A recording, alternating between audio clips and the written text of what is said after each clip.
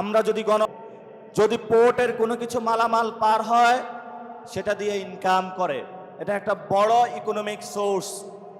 আবার যদি রাজশাহীবাসীর দিকে তাকান, রাজশাহীতে এতগুলো কলেজ ইউনিভার্সিটি যেখান থেকে সবাই পড়াশোনা করে, পড়াশোনার পরে একটা ভালো চাকরি পাবে।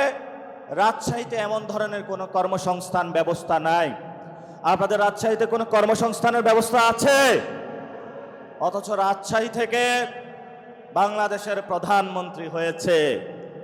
অবশ্য বাংলাদেশের যিনি প্রধানমন্ত্রী হয়েছেন, আজকেও আমার জন্মস্থান চাঁদপুরে উনি, আর ভাগ্য চাকায় হলো আমি ওনার জন্মস্থানে এসে পড়েছি। চাঁদপুরে উন্নয়ন হয় নাই, রাজশাহীরও উন্নয়ন হয় নাই।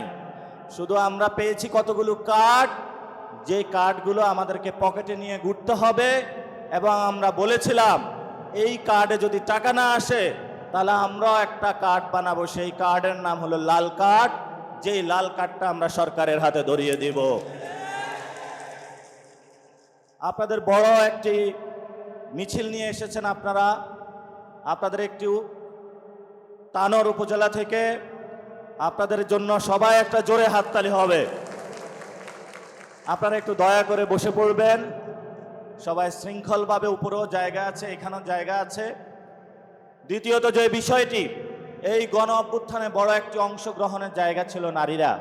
এখানে বড় একটা সংখ্যক নারী, এই নারীরাই আগামী দিনের সম্পদ।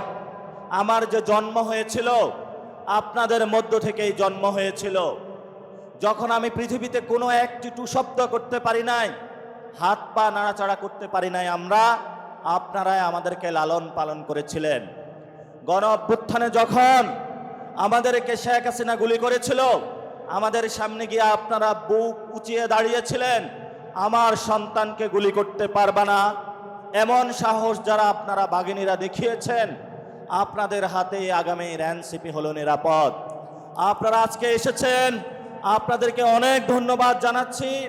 আমি এই যন্ত্রণার মধ্য দিয়ে আপনারা কিভাবে গিয়েছেন এটা আমি বুঝতে পারতাম না। আমার একটা সন্তান হয়েছে, এখন আমি বুঝি কতটুকু যন্ত্রণা, কতটুকু মায়া মহাব্বত ভালোবাসার মধ্য দিয়ে সব কিছুই মিলিয়ে আপনারা আদর করে আমাদেরকে শিখিয়ে গিয়েছিলেন।